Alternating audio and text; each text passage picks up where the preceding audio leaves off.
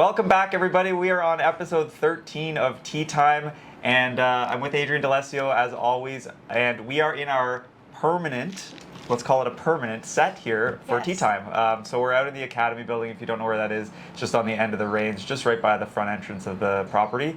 And we've got some new decorations behind us. We've got a little wall, marks of progress. So something new we've started here where we're getting all of our students here at the Mississauga Golf Academy to come in, sign our wall, and try to just kind of inspire other people to see who's making progress. And it's almost like a yearbook for us as well. So at the end of the year, we'll have all these nice names and signatures on it and stuff like that. So that's what you see behind us. And we are going to film a bunch of episodes in here over the rest of this year. So very exciting.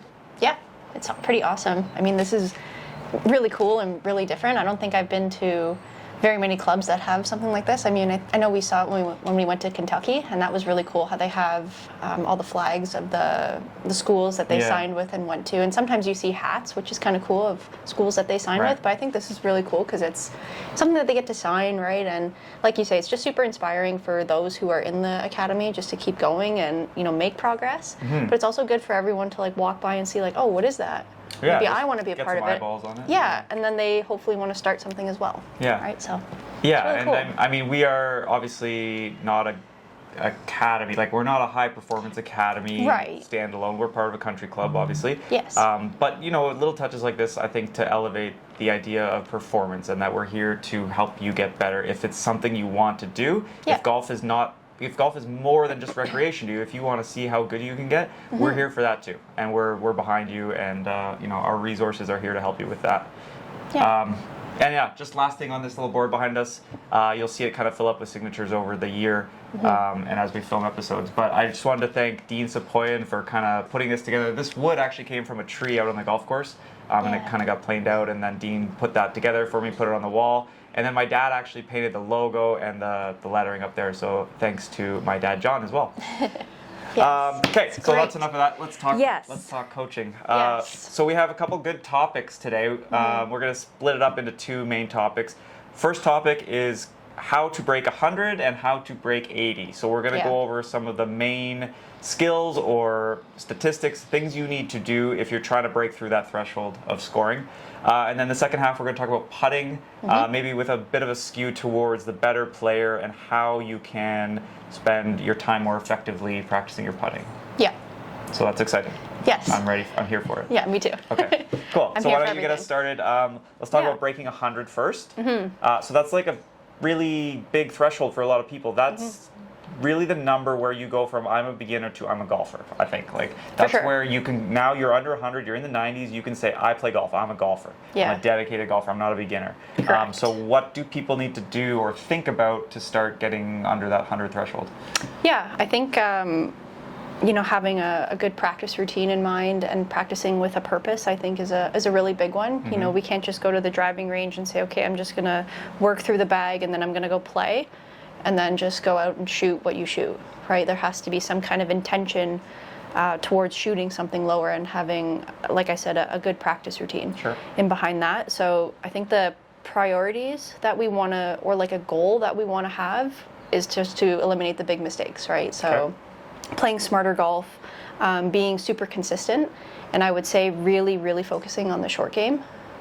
Not more so than off the tee, but if you can really like hone in on eliminating your three putts, eliminating the chips across the green back and forth, or from bunker to bunker, right? Like being super diligent in that kind of practice, that will really help you eliminate those extra shots that get you back into the hundreds, right?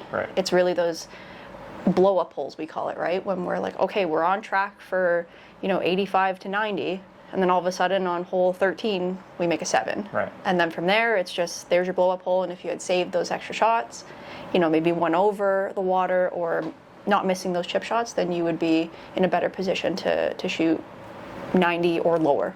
Yeah, so you kind of mentioned it. Driving, you don't have to drive it far, but you have to drive it in play. In play, right? 100%. Like, penalty strokes are going to be the quickest way to add up score, right? Yeah, losing a ball off the tee, or, you know, putting it into the hazard and having to drop again. That's where, you know, the biggest things off the tee can really come into play in terms of your score. So as long as you're in play, It doesn't have to be, like you say, 300 yards. If it's 200 yards, 190 down the middle, or just in the rough, you're still in play and you're still on the right track to shooting that designated score that you're looking for. Right. Okay. Yeah. So getting the ball in play with the driver, and then when you're around the greens, Yes. not chipping more than once. Is that a reasonable expectation? I think that's pretty safe. Like, sure, you're going to have the odd time where you flub one or you scull it across the green, but it's just getting better at that. That's where you're going to be on the green and you're putting now. So you don't really have to worry about the back and forth. Now you can just say, okay, like, I'm good at this. I'm on the green. Now I can just focus on my putts, and hopefully, like, it'll all tie together where you're not 3-putting or 4-putting at that point either. But I think, the statistics tend to bear it out where a bad putter versus a good putter, there's not that big a difference in scoring. Like, you're going to 3-putt a couple more times, but like, you're not going to, a good putter's not going to 1-putt much more than a bad putter's going to 1-putt. No. Right? So I don't 1-putt as often as I should. Right. So and for the most part, mechanically, putting is a very simple action. Yeah. Right? So I would say, putting is not something you need to spend a ton of time on when you're trying to break 100, as long as you have a decent level of proficiency where you can get your speed okay. And you can make a 3-footer, right? Correct. 100%. If you can lag your 20-footers to 3 feet, you can make all your 3-footers. You're going to have occasional 3-putts, but there's really not a ton of room to be gained there versus like a middle handicap who's shooting in the 80s or 90s, right? Yeah, I would Would you agree with that. 100%. Okay. Yeah. So then, it comes down to chipping, because you're going to miss most of your greens because you're your second beginner, shot right? may not be like perfect every single time, right? Like, you're going to miss short, you're going to miss long, left and right, right? But that comes more with obviously practice and everything, but at that stage, like you say, just focus on the short game. Yeah. 100%. Okay. Being able to get up and down, save your shots, and keep your scores lower. So chipping, pitching, bunkers, Yeah. and then off the tee game. Yeah, that would be like a top 4 kind of regiment that we would follow. Would you rank it in that order, or would you change? I guess it depends on, like, everyone's going to be stronger at different things. Yeah, like, if you struggle off the tee and you need to focus on that more, then 100% like use that time to stay on the range and just make sure everything is consistent. Yeah. Right? But if vice versa, if you have a hard time with those chips back and forth, then that's where you focus your time on. Right. To really get better. So off the tee, would you recommend using less than driver? Like, some people really just struggle with the driver, and I know, like, again, if you listen to people online or whatever, they will tell you, statistically speaking, it's better to hit driver in almost all scenarios, because for most players, we don't actually hit fairway woods straighter than driver. So if we're going to hit it crooked, we might as well be further and crooked than shorter and crooked. However, I feel like that doesn't apply to maybe higher handicaps. What do you think? I wouldn't say so, right? Like, I personally think for that kind of handicapper and that kind of person who shoots in the hundreds or in the 90s still, use what's comfortable. Okay. Right? Like, even if it's an iron, if it's like a 4-iron or a 5-iron or a hybrid off the tee, if it's putting you in play and you feel more confident using that rather than having a driver in your hand and not knowing where it's going to go on the map, like, use what's comfortable and be confident with that. That way your second shot, you have confidence going into it, and you can just keep going and going and going until you get the ball in the hole. Yeah. Right? You don't have to have that thought in the back of your head where you're like, okay, here's my driver, it's going to go left, then I have to play this. You've already, like, played the hole out and you haven't even put the ball in the ground yet, right? Like, it's the classic I always do X, right? Like, I get that from and a you'll lot of do my it. students. Yeah, and then you either do it or you react because you don't want to do it so bad, and then you do and then the it goes the opposite, other way, right? Yeah. So, like, I think of, like, hole 9 here at the club, if you just hit a 4-iron or a 6-iron and then another 6-iron and then a sand wedge, you're going to make 5 most of the time. Yeah. Right? And you're playing it safe. If we're trying to break 100, 5 on number 9 is amazing. Absolutely. Right? Like, 100%. It's so easy to make 7 or 8 there. I was just going to say, it's very easy to go in the water. It's very easy to say, man, I need driver to carry the water. Right. But then it goes in the water, or you overcompensate. Now you're way left of target, into the trees, into the woods, whatever it may be. But just take a club you're comfortable with and just get there. Right. Right? Doesn't matter. Like, it doesn't have to be a driver and go cut the water in half and now you just have this little wedge in. It doesn't have to be that at all. Right. And to be clear, we're talking about how do we score the best score, not have the most fun. Because, like, hitting a nice drive over the water, drawing it back to the fairway, that I would argue is more fun. Definitely. But, like, if you're strictly just trying to shoot the lowest score, it's not the smartest approach to take. Yeah. Okay. Yeah. Do we miss anything else on breaking 100? I don't think so. I think that's a good start. Okay. And then, obviously, the more you do it and the more you practice and play, more things will come up. But then, that's where I think we come in. Yeah. And we help with that process as well. And then we adjust and add things if need be. Then once you start to see the progression and things start to move, then that's when the practice structure starts to change. Right. Cool. Okay, so breaking 80, it's a different beast, right? Like we're now getting into the more advanced golfer. If you're breaking 80 in the first few years you've played golf, then you're on an incredible trajectory. Most people, it takes quite a bit of time. Absolutely. So let's talk about what are the keys to breaking 80? What are the main skills you need to have as a golfer in order to get past that 80 threshold? Yeah, I think just to start off, I think once people kind of reach breaking 80, there's almost like this stagnant kind of line that they stay at, and there's something in there that's, not progressing as it should, right? So people are like, yeah, I just shoot 78, 79 all the time, but, their game is there. It's just like, what is it that you need to be working on in particular to go back up and get that trajectory going back up again? And I think it has to do with your iron play. Okay.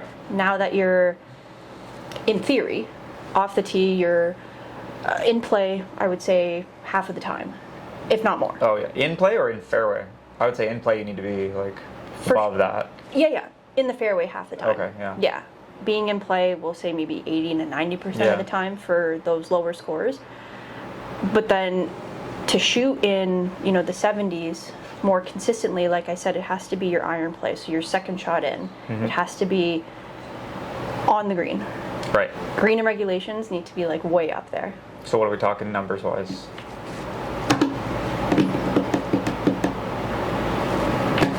12 greens, 13 greens. Okay, yeah. I think if you hit 12 or 13 greens, you're pretty good. If you're a halfway decent chipper and putter, you'll be in the mid 70s for sure, right? Yes, 100%. And in theory, if you're not on the green, it'll happen obviously, where you're not going to hit the green every time in two, but your short game should be bang on as well. Yeah, right? And what I would say too is as your ball striking gets better, as your iron striking gets better, the greens you do miss, you'll be off the edges and your proximity to the hole will be closer. So your chips, in theory, should be simpler instead of having to go through over bunkers or hit a 40-yard pitch shot. Now you're hitting a 15-yard shot. You have more options to play low or high, right? Because of the proximity being closer. Right. So even when you're not hitting that green and reg, it should make for easier up and downs if your overall proximity is improving with your irons. Yeah. 100%. So the practice regimen would be just to come on the range and flip between block and random practice. Okay. Right. So if you're struggling, obviously with a longer iron, let's say a 4-iron, 5-iron, 6-iron, if that's really giving you a hard time, that's the time where you should pull it out and just focus half an hour with your 6-iron or whatever club it is. But I wouldn't really get into the habit of just doing that, right? Just coming on the green and just being my 7-iron's going great, so the rest of my clubs are just as good, right? But I would recommend doing block practice so you can put yourself in scenarios where, you play a hole while you're on the driving range. Random practice. Exactly. Yeah. So you take your driver, you see that it went 250 yards, great. Now it's a par 5, you're going to the red flag, which is another 220. Pull your fairway wood out, hit it, see where it goes, and really just finish the hole out and see how accurate you really are, right? Obviously it's tougher to tell when you're on the driving range, but it's just putting it into perspective so you're not just randomly practicing, right? You're not just taking clubs and just hitting them and seeing straight ball flight, right? The driving range is just a nice straight hole, right? So there's less room for error per se. So it's good to always pick a target and hit that target if you can. Yeah, to and have if you the don't, feedback. you have feedback. Yeah, exactly. Yes. Look at us thinking the same. Yeah. Yeah, so we didn't really talk about it with the break 100, but so the break 100 is a lot of block practice. It's a lot of mechanics, because your mechanics aren't good at that stage of your career, let's call it. Yes. Yeah. So lots of block practice. You still want to work in some of that random and transfer practice, right? But yeah, a large majority at the break 100 should be just working on your mechanics, which is block practice. But then you're right, as you get better, hopefully your mechanics are starting to solidify into some solid pieces. You're more consistent. Right. So then it's about, okay, let's take this skill that I've acquired and move it to the golf course. And that's where that random practice will help you, right? Yeah, exactly. For both skill levels too, right? Yeah. I mean, I know the focus for breaking 100 is the mechanics and everything, but it's still obviously good and nice to integrate it, right? So you have a perspective. That way when you do get on the course, you're not just like, okay, here we go. Yeah. But if your mechanics are such that like you're hitting the ball everywhere, of course, you need to you have dial to it in a bit. Yeah, you need to have at least some sort of pattern emerging so that you can use that random practice to inform your decisions out on the golf course, right? Of course. Like you need to know your dispersion essentially. Yeah. Like forward and back and left and right. Yep, absolutely. Okay, so then iron play is key for breaking 80. What else? I would say... I think putting is a big one too. Yeah. Just to kind of tie into... Because now we need to make some putts, not just Exactly. like 2-putt all the time, right? For sure. It's, I think you know the percentage better than I do in terms of 3-foot putts or 4-foot putts, even 5-foot putts. What's the percentage of how many you should be making from a yardage or distance like that away? Yeah, off the top of my head, I'm not sure, but I know 3 and 4 feet, it's in the 90s for PGA, LPGA averages, right? Like, 3 and 4 feet, you should make almost all of them. If you miss one, it's okay, it happens, right? but like, if you're missing multiple in a round, then you got to address that pretty quickly, I think. And obviously not all 4-footers are created equal. If you get a 4-footer on 3% of slope downhill, like that's a lot tougher. But yeah. It's definitely more movement, right? Right. Yeah. So the other thing in putting I would say is, yes, you need to clean up all your short ones, but then you need to start making some from, let's say, 10 to 15 feet. Fair. Right? Because if you're going to have that distance a lot, if say you're hitting your irons really well, or you miss an iron shot and then you hit a chip to 10 feet, right? Yeah. Like that's a distance we get a lot for either birdie or par. Right. And yeah, like you should be able to roll in 10% of those or something, like 15% at that level. Like you got to be making more than none. If we're trying to break 80. We're trying to break 80. Right. Yeah, I think if you're trying to break 100, outside of 10 feet, just 2-putt. Like just 2-putt, right? Like course. don't do any damage and you're fine. Yeah. But like if you're 10 to 20 feet even, you got to roll in an occasional one. And that doesn't mean you should expect to make every one. Yeah. Again, PGA Tour average putts to hole out from 8 feet is 50%, meaning the best players in the world only make half their 8-footers. Yeah. And never 3-putt from 8 feet, virtually. Virtually. Okay. Okay. That's fair. So with that in mind, if you have a 8 to 15 footer, don't expect to make half of them, but I would expect to make 15, 20, 25%. Like, sure. Like that That's where your needs to be birdies there. and pars are, right? Right. So then it's like, okay, what are we doing? And this will lead into our putting chat later, but like, how can we train to really focus on that distance, and then make sure our lag putting from outside of 20 feet. Again, from outside of 20 feet, we're just trying to 2-putt, even at a 70 shooter skill level. Right. Right. Yeah. You're going to make an occasional one if you get the speed right, but generally speaking, you're just trying to 2-putt outside of 20 feet. Yeah, for sure. I agree. Cool. Anything else? How to break 80? Course management becomes more of a thing. Yeah. Right? Like understanding our misses, I think is more important. Playing your shots smart, being aggressive, when to, make those decisions. Yeah. Depending on how you're feeling off the tee, how confident you're feeling about your game at the time, right? Like if you need to play more conservative to shoot that score, that's totally fine, right? But there are times where I think being aggressive is essential as well, especially on par 5s. Like if you have a wide open fairway and you're only about 220, 230, I think that's a time where you pull out your 220 club, let it roll up, but be aggressive and go for the flag. Yeah.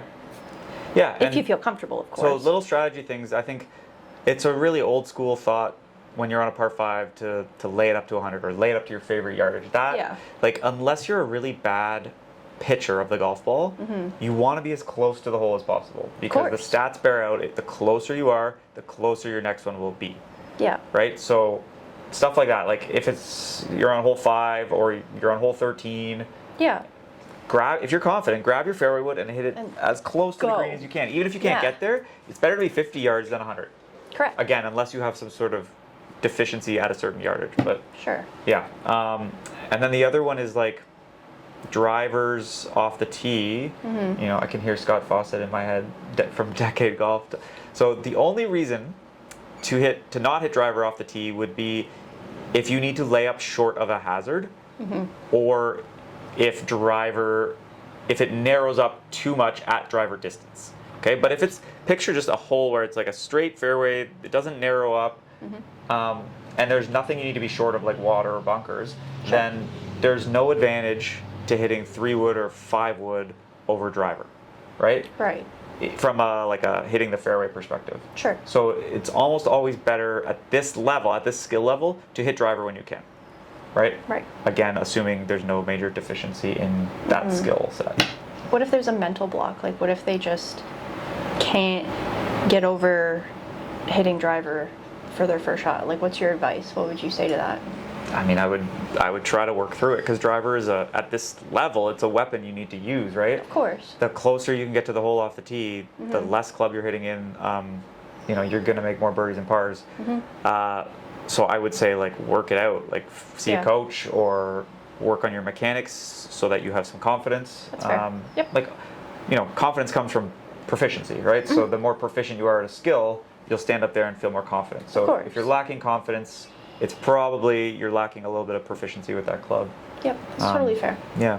I agree. So I think that kind of wraps it up in terms of skills required to break 80. Do you have anything else you wanted to add, or? No, I don't think so. I think we kind of wanted to talk about putting, right? And Yeah. how to really be better at it, eliminate 3 putts or make less of them. Yeah. Right? And just talk about certain things to get your putting to the next level so you can score better. Yeah, I think people don't know how to practice putting very well, right? Like, I see a lot of people out there on the putting green, which is great. For sure. But, like, maybe not the best focused practice that we should be doing, right? Yeah, that's fair. Is there anything, like, just to start, is there anything in particular that you notice that is common when people are on the green, when they're practicing? Like, do you think they're practicing to get a feel of the green? Are they just practicing just to say, hey, yeah, I practiced my putting, so I'm good, I'm going to go now? Yeah, I mean, I think most people just, they practice, I'm air quoting if you're listening to this. Before their round. But they practice before the round. They go and they roll 3 balls into a few different holes, and then they go play. Which, to me, that's warm-up, that's not practice. Okay. Right?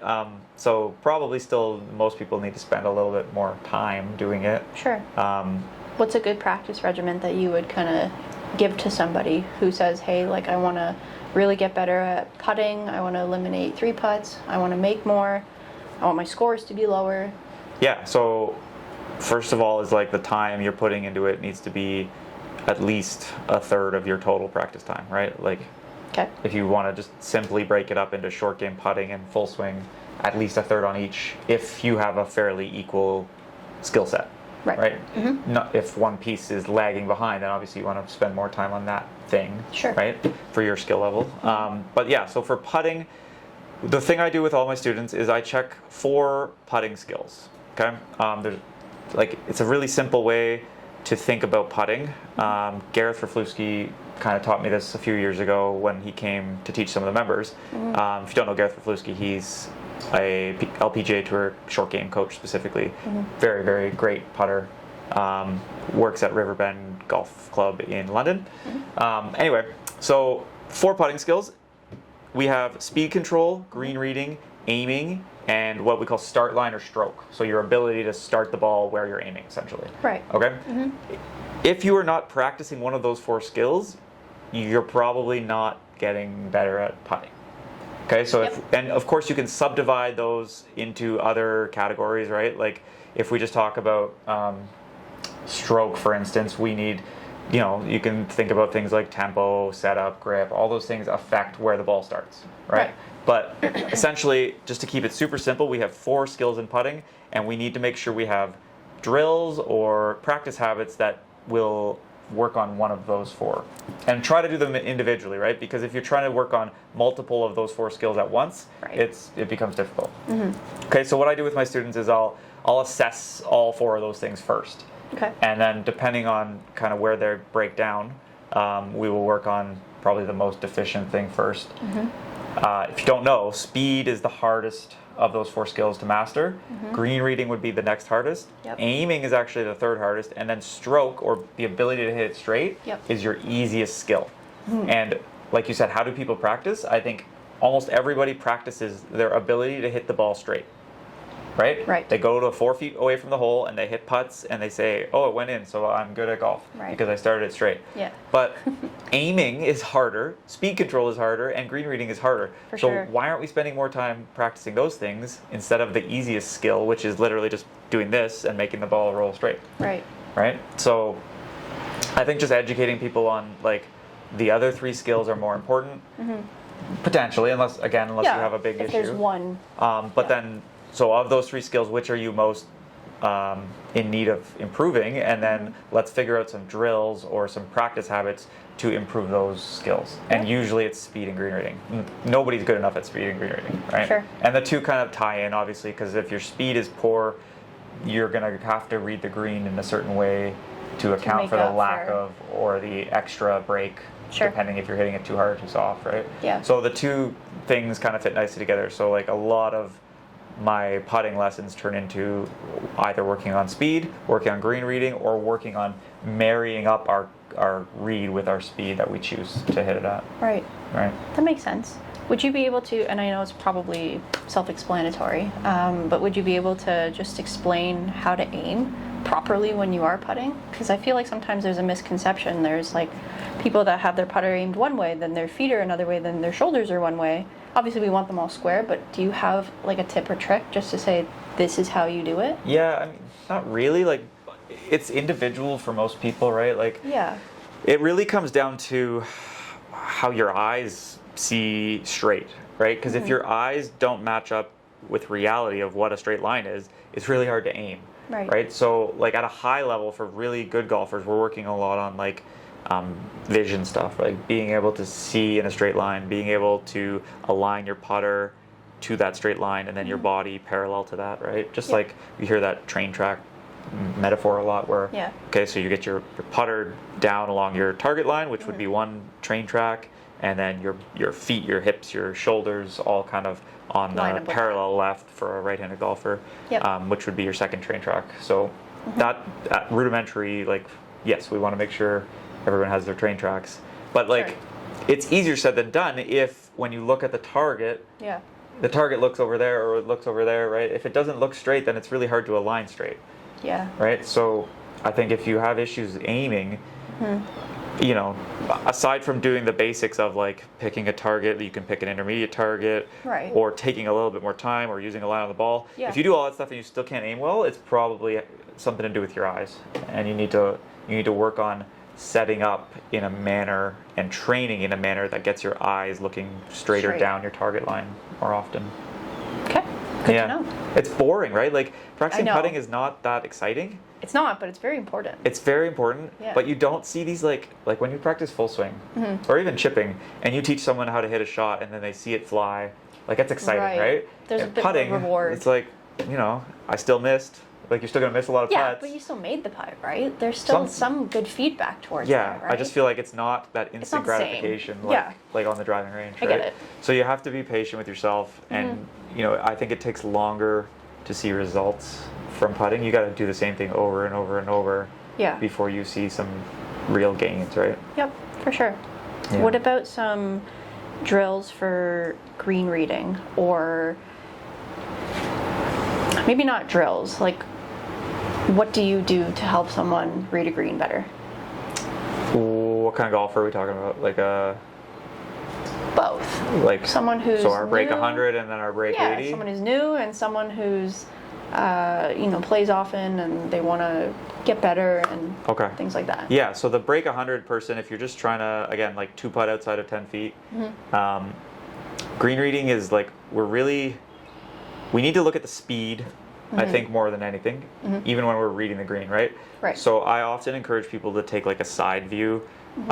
So you walk to the low side of the putt, so if the hill is left to right, you walk to the right and go halfway between where your ball is and where the cup is, and have a crouch down and look. You'll get a nice sense of like the hill, the left to right break, but you'll get a really good sense of the uphill, downhill, right? If it's a lot downhill, a lot of times on longer putts, you'll get multiple slopes, right? Where it'll be like downhill at the start and then maybe it goes back uphill or something. Yep. So I really encourage people to take that view of things. And you don't have to do anything with it. It just, you put that image in your brain, and your brain is really good at kind of processing your target, right? For sure.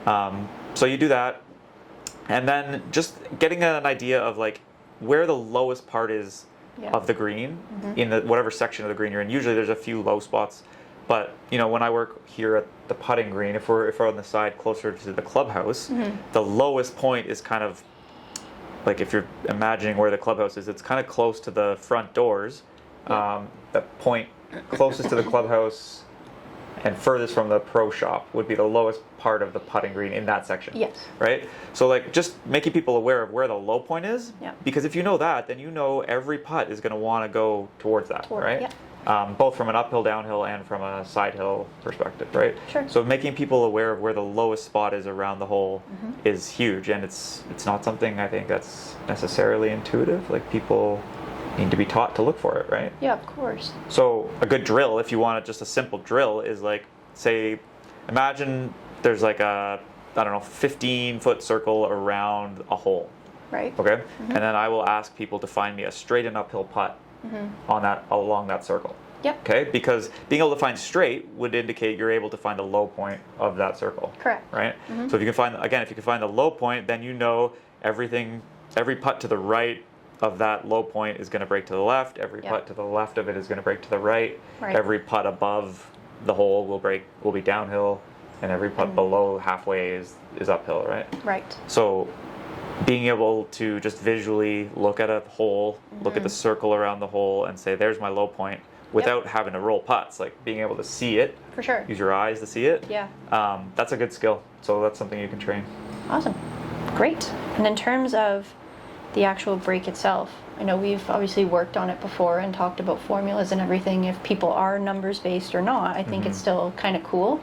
I never really knew about it until, you know, working with Ralph Bauer and then working with you and our new Straka yardage books. So yes, shout out to Johnny. We got some Straka line yardage books. Yeah.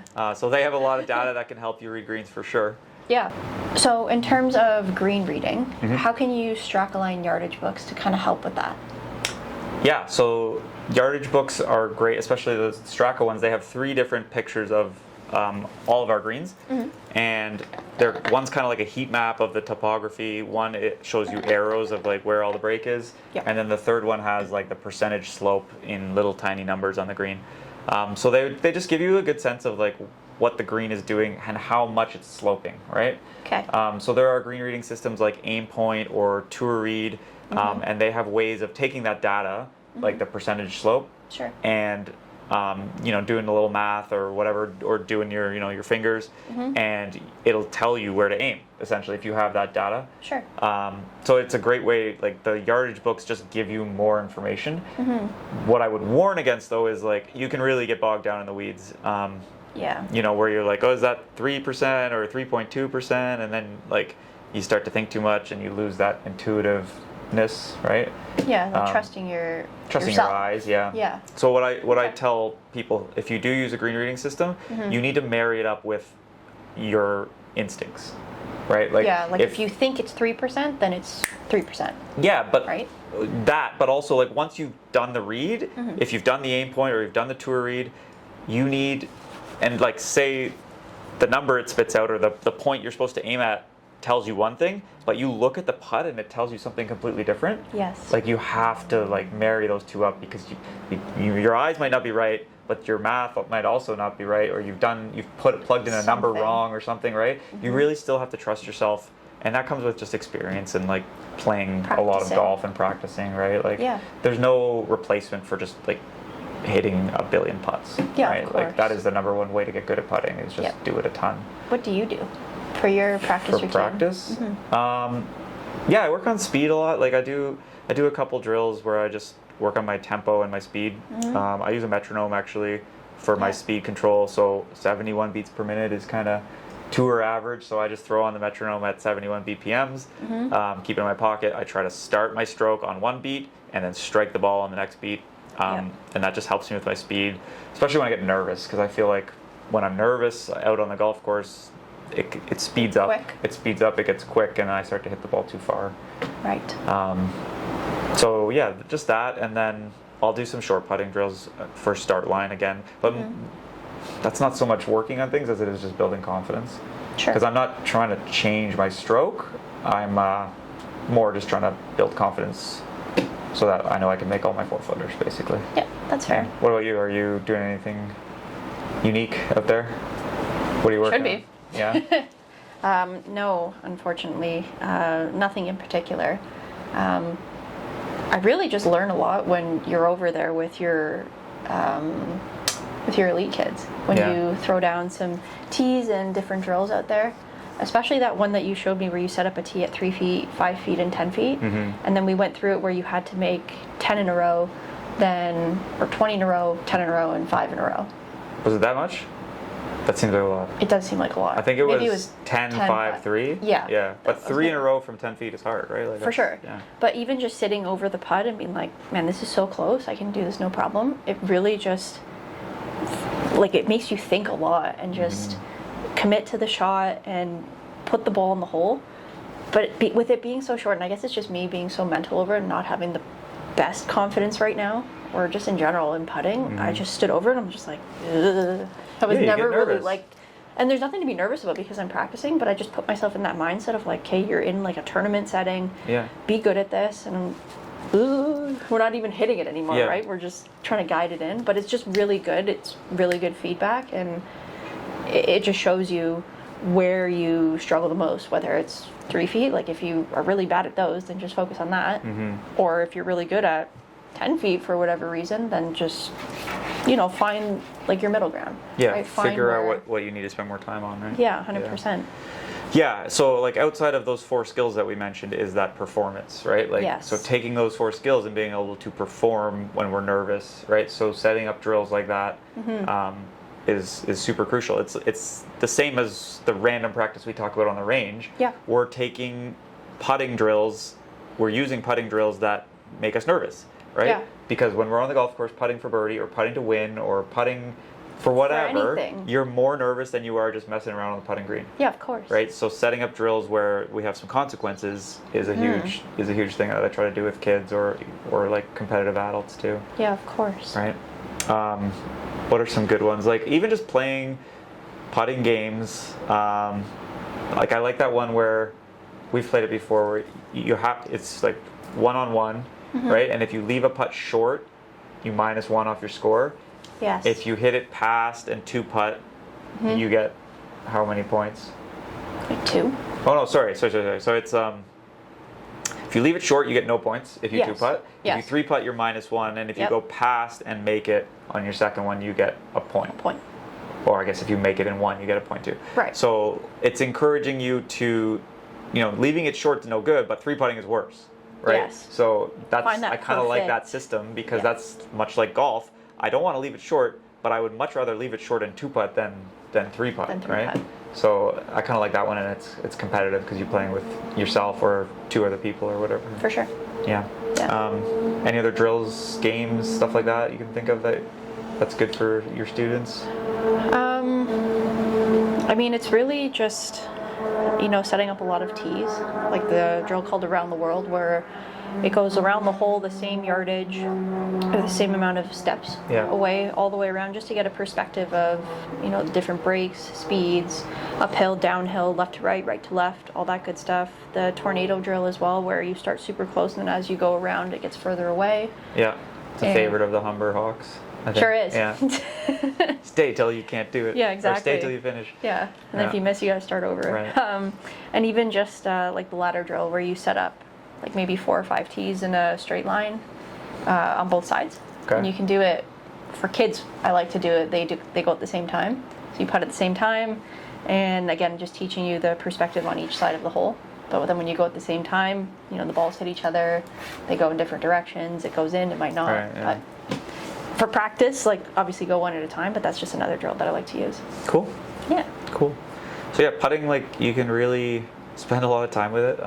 For sure. I think just to wrap it up, I would say try to identify, or come see us and we will identify what of the 4 skills you need to work on, and then have a direction. Like once you've identified, okay, my priority is say speed and then green reading, I'm going to have 2 speed drills that I do. I'm going to have a green reading drill or routine that I do. Yeah. And then just put it on repeat, like, because you won't improve by doing it for a day. Yeah. Right? It's like habits. It's day in, day out habits. Yes. Yeah. So I think that's the main takeaway would be, whatever you do, whatever path you go down towards improvement, make sure you're doing it for a long time, because putting, more than anything, takes a long time to improve. Yeah, I would say more so than a mechanical, not that like I'm taking away from a mechanical change or the practice that we need to put into it, but I think if you're a strong putter and you really practice on that, your scores will be pretty good. Yeah. 100%. Okay, I hope everybody got something from that. That was a lot of info to digest, as usual. Yeah. So we will be back in a couple weeks. Yep. I know we're going to be at Media Day for the CPKC on June 30th. Yep. So we're going to film a lot of content for that. Yeah. Maybe ask some questions of some golfers. That should be fun. Yeah. And then we will probably put together our next episode based around that. Yep. So thank you. Thank you. Thank you for watching, and we Thank look you. forward to seeing everybody in a couple weeks. Yes.